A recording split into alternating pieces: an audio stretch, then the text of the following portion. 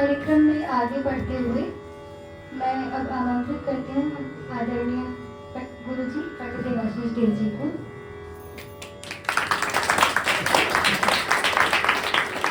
और पुनः तबले पर श्री सिद्धांत मिश्रा जी और ताली पर श्री भैया जी और तानपुरे पर डॉक्टर शुभंकर ढेपिया।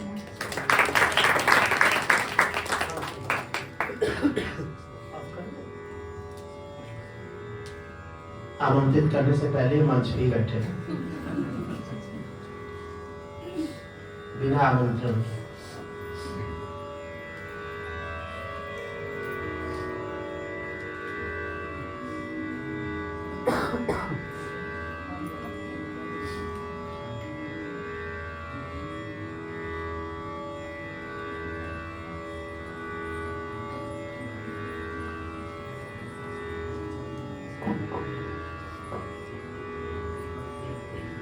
कुछ लोगों को आश्चर्य होता है कि अपने ही शिल्पायन में बैठ करके ये गाना बजाना क्यों करते। कुछ लोगों को दिक्कत भी होती है कि अपने ही घर में बैठ के गाना बजाना करके इन्हें क्या मिलता है। कई लोग कहते हैं कि उनके पास कहीं प्रोग्राम नहीं है, कहीं कोई सुनाने वाला नहीं, तो यहीं बैठ के अपने घर में ही गाते हैं। अगर उनको यहाँ बुला लिया जाए तो एक बार आश्चर्यचकित हो जाएंगे कि छठवें दिन भी इतने लोग जमे हुए हैं। और नहीं तो बड़ी बड़ी संस्थाओं में बड़े बड़े प्रोग्राम होते हैं, बड़े बड़े कलाकार आते हैं नामचीन, उनकी भी अगर केवल सिरों की गिनती की जाए तो इससे कम ही आती है। सिर की गिनती तो सिर्फ मात्र गिनती है, समझदारी की गिनती करें तो बहुत कम आएगा। क्योंकि उनको राग देश बोल करके यमन सुना दोगे तो बोलेंगे क्या गाया यमन, गजब। उनको पता ही नहीं था, अंत तक कुछ आता पता नहीं, भुक्त भोगी है। जानकार ऐसा बोलेंगे रहेगा आए है, सारी जानकारी नहीं। ऐसा नहीं देवाशीष, जो मैं कह रहा हूँ सुनिए। अच्छा जरूर आप एक बनारसियों की बात अलग होती है, लेकिन बनारसियों में यही एक खूबी है, गाना बजाना होता है तो चलो कम से कम दूसरों को दिखाने के लिए सही पहुंच जाते हैं। सफेद लग तक उड़ता उड़ता झाड़ के एक साथ में चूनट बनाते थे, पता नहीं बहुत सारे लोगों को पता भी नहीं था। पैसा नहीं खत्म होगा, चूनट न बनाने वाले हैं न पहनने वाले। अद्दी का वो होता था, अद्दी का, और उसमें पूरा वो पता नहीं कैसे बनाते थे पूरा एकदम।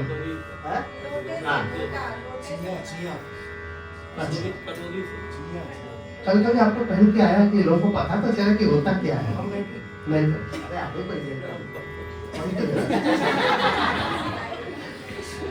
जब धोबी करत रहे वो खाओ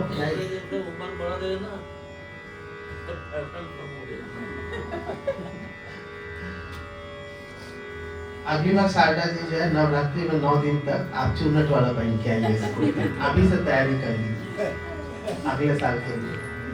इस बार आपका वेशभूषा अलग था, उसमें अलग हो।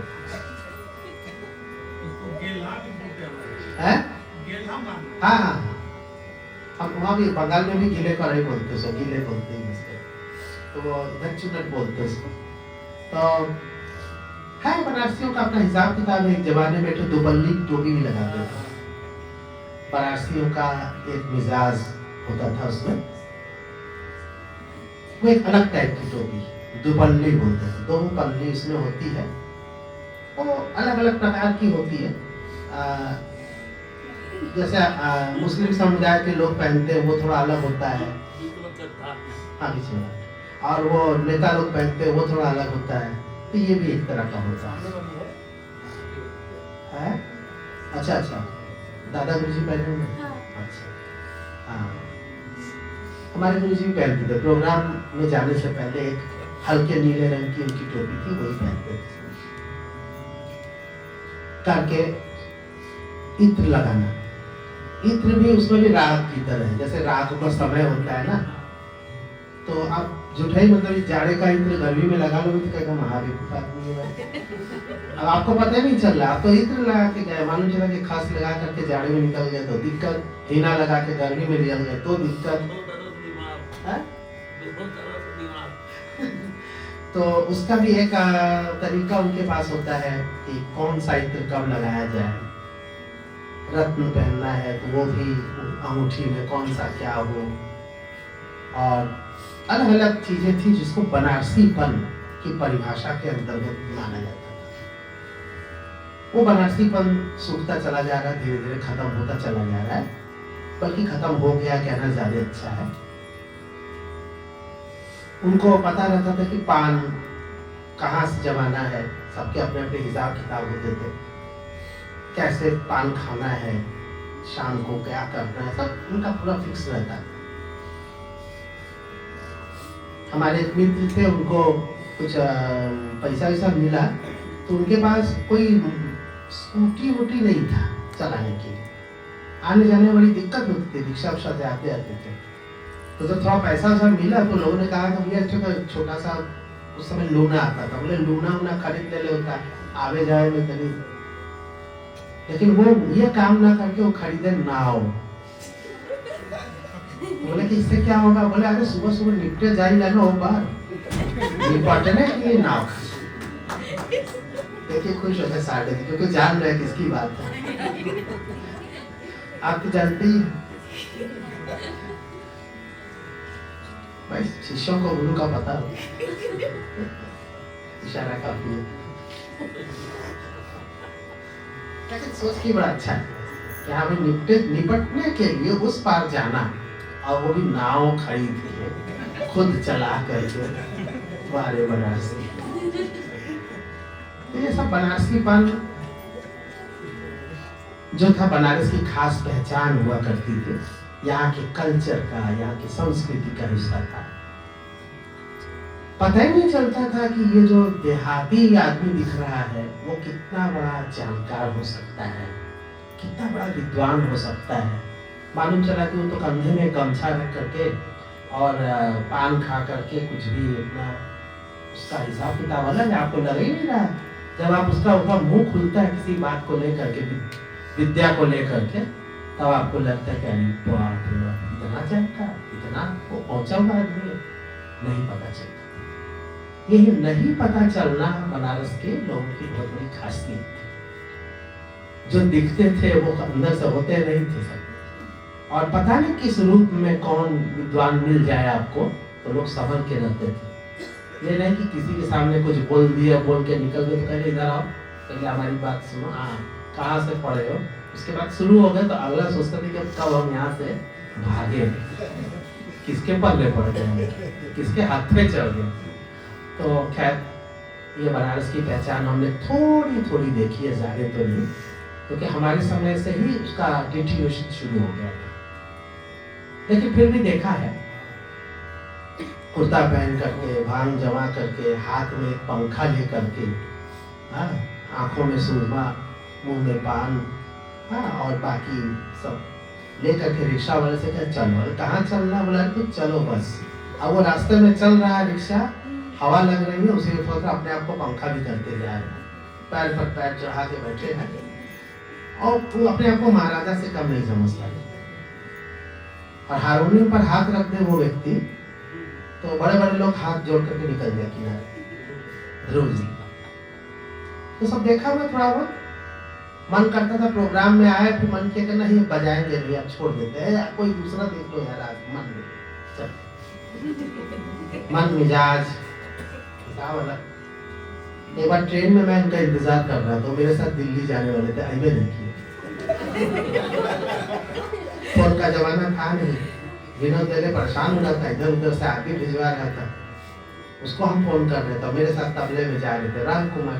तो खैर गया नहीं थे, फिर हमने वहाँ पे फोन किया दिल्ली में कि कोई दूसरा ढूंढ लीजिए, वहाँ नहीं गए हारमोनियम वाले, नहीं गए, अरे नहीं जाना, चले।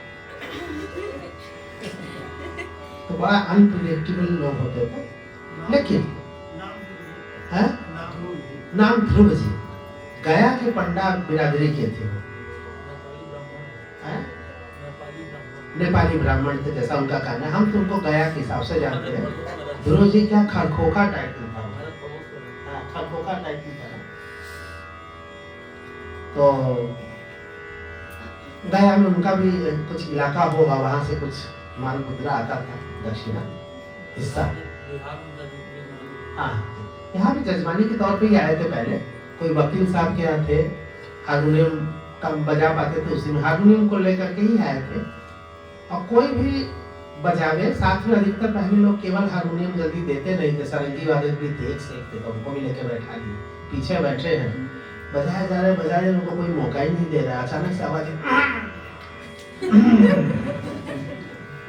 संतोष भैया हो चाहे बच्चा लाल मिश्रा जी हो, सब हाथ सारंगी का कवानी नीचे रख देते हैं, बोला उसके बाद मामला गर्म हो सकता है।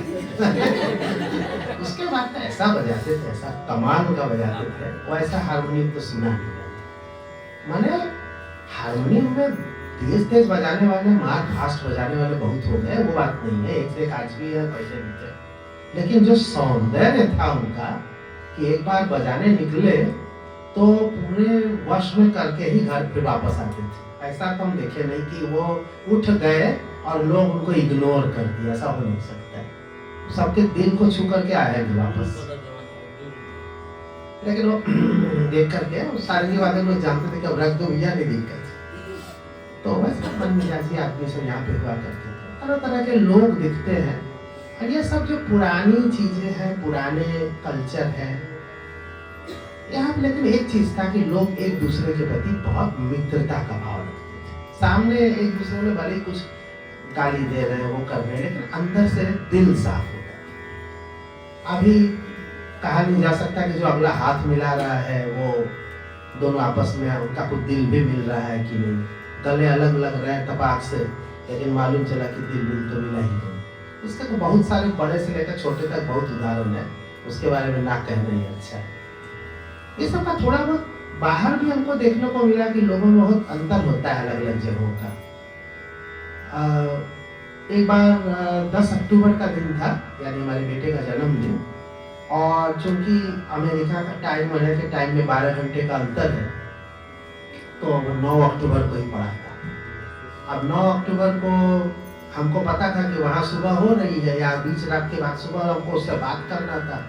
और हम जो है कहीं कहीं से उड़ते हुए जा रहे थे, अकेले ही थे। कोई अमेरिका के ट्रायल क्या था, सब शहर और याद नहीं नाम।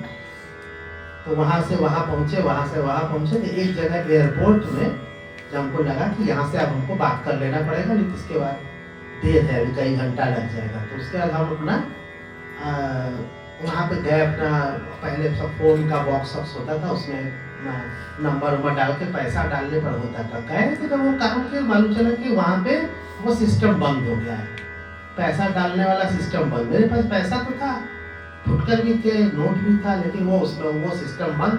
बोले कैसे होगा? बोले कार्ड से होगा, नया कार्ड का जमाना आया था। हम गए काम से, कार्ड तो मेरे पास था, कार्ड तो आज भी मेरे पास नहीं है। हम क्रेडिट कार्ड वाले आदमी तो आज भी नहीं है हम, और डेबिट कार्ड चलेगा नहीं, डेबिट कार्ड भी उस समय नहीं होता। तो प्रयास किए कई तरह से, इधर उधर दौड़े और कहीं से कोई व्यवस्था ही नहीं बन रहा है। तो वहाँ पे खड़े होकर के हम सोचे कि किसी से सहायता लेते हैं। सब तो चारों ओर दिख रहे हैं लोग, तो अमेरिकन लोग दिख रहे हैं, बातचीत बड़ा अच्छा ही करते हैं, सब व्यवहार बहुत अच्छा है।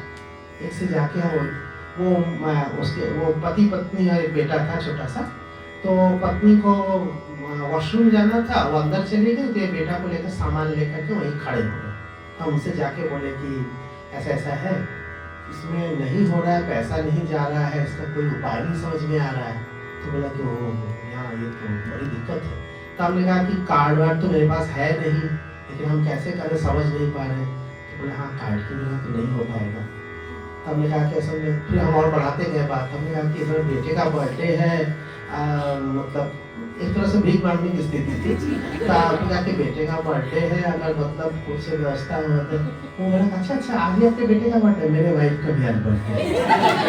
तो ये सब तो सुन लिए, लेकिन कुछ बोल ही नहीं रहा है अगला। तो हम समझ गए कि पता नहीं देगा नहीं देगा, ज्यादा देर से बोल के फायदा नहीं। तो और भी एक आध कुछ समझ में नहीं आया, तो हम 2-3 लोगों से पूछ ही रहे थे कि कोई उपाय है आप लोगों के पास, जैसे कि हम पैसा दे दे, आप कार्ड से हमारा बात करिए। कोई तैयार नहीं था। अचानक से एक आदमी आया, वो बोला कि मेरे पास मोबाइल है, हम बात तो करा सकते हैं, कितना बात करोगे? तो मैंने कहा नहीं, ज़्यादा नहीं, जस्ट आधा मिनट 30 सेकेंड से ज़्यादा बात कर लेंगे। तो बोले कि उतने के लिए तो हम आपको वो कर सकते हैं। मैंने कहा जो भी होगा हम पैसा, नहीं पैसे की कोई बात नहीं। हम बात कर लिए और बहुत बहुत धन्यवाद देकर उससे पूछे कि कहाँ से आप आए, आप कहाँ के, यही रहने वाले हैं?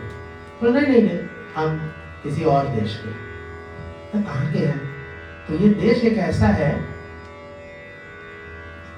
जो राग के नाम पर है। खाली लड़ाई झगड़ा होता है, गाना बजाने से भेद नहीं है।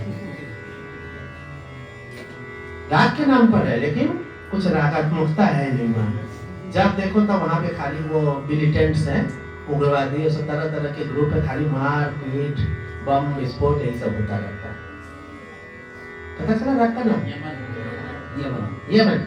तो यमन देश का वो आदमी था। हाँ क्या वाह, चलो एक तो सुरीला दिखाई होगा। तो आज हम चूंकि गाने वाले ऐसा ही कुछ है, तो हमने सोचा कि उसको भी याद कर लेते। यमन कल्याण।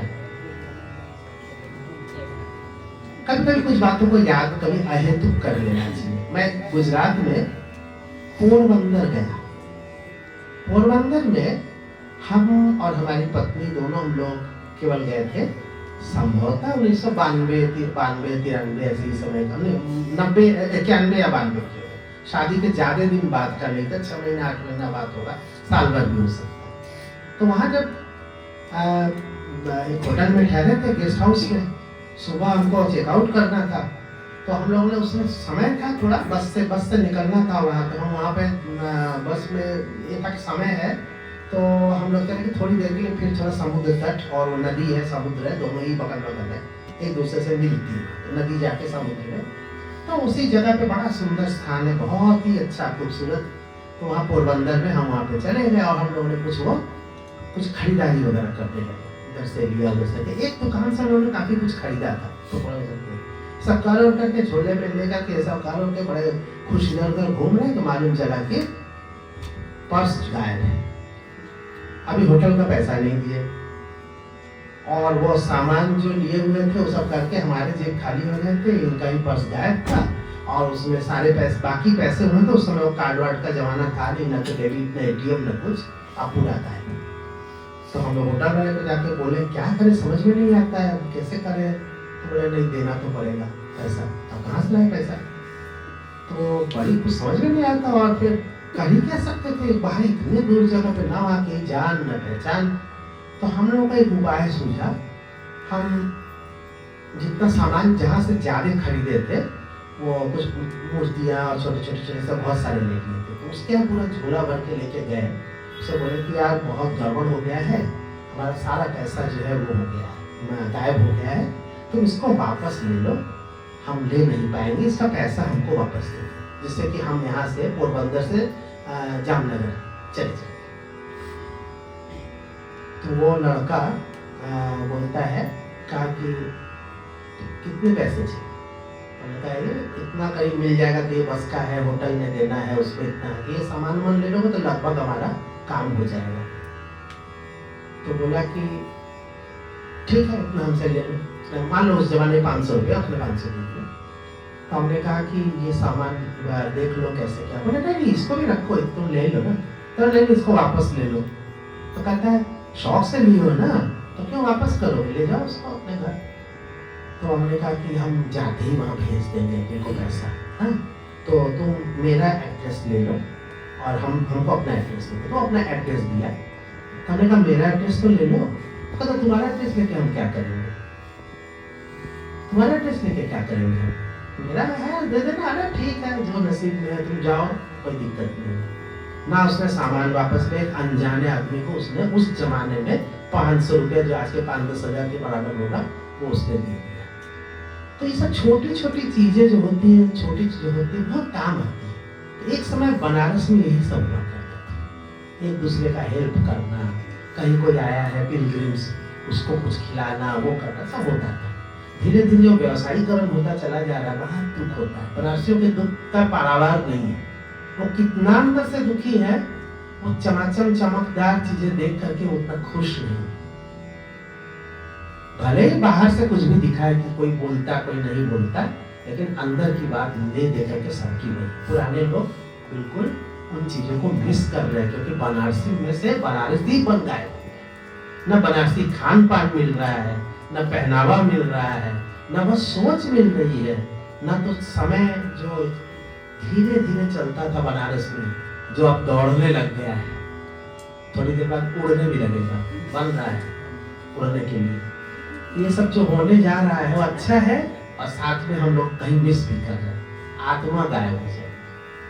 खैर, परिवर्तनशील समय है, तो फिलहाल हम याद करते उस व्यक्ति को, यमन कल्याण। तो उस यमन के माध्यम से आप सबका कल्याण हो, इस कामना करते हैं।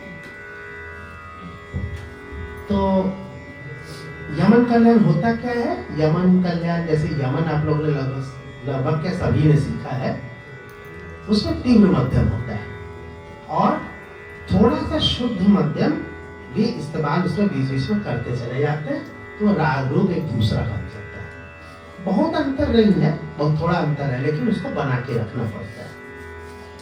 और जो अभी प्रियांशु ने जोरदार गायन किया, वो तो खैर कमाल है, बहुत अच्छा लगा। काफी पावरफुल गायन कर रहा है, और उसने इन सब बातों को भी थोड़ा किया। लोग समझते हैं कि जैसे कि जेआरएफ निकालना है तो गाना बजाना बंद कर देना पड़ेगा, पढ़ाई करो। तो उसने पढ़ाई भी किया, गाना गाया। लोगों ने कहा कि देखो भाई, ज्यादा कमाने के चक्कर में निकलोगे, माँ ट्यूशन करते रहोगे तो तुम रियाज कब करोगे? तो उसने दिखाया कि नहीं, ट्यूशन करके 7-7, 8-8 घंटे सिखाने के बाद भी उसके पास रियाज का वक्त होगा, करता होगा।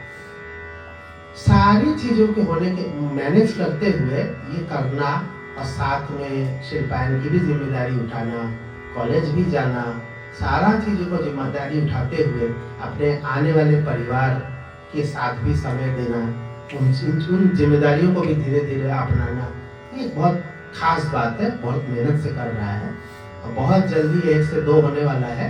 हम लोग यहाँ से अभी से शुभकामना देते हैं। ज्यादा दिन बचा नहीं है, सिर्फ वो लोग तो घंटे में गिन रहे होंगे, हम दिन में बता रहे हैं। 2 महीने बचे हैं। तो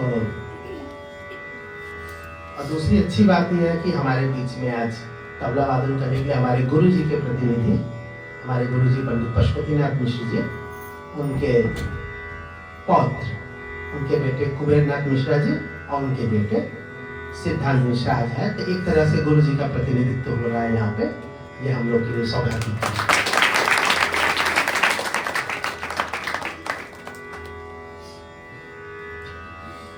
यमन कल्याण का हम सोचे थे कब हम गाए हैं, तो फिर पुराना वीडियो देख करके वो रागों का नाम वाम किए, तो 2017 का था, 2017। और उसमें भी हारमोनियम आप ही बजाए। 8 साल बाद राग रिपीट हो रहा है। बंदिश पहले से हमने बताया था कि बंदिश ज्यादा इस बार मन नहीं है बनाने का, एक आध बन जाए, लेकिन ज्यादा बनाना नहीं है, सब ऐसे बन गया। नाना करते प्यार से करना चाहिए।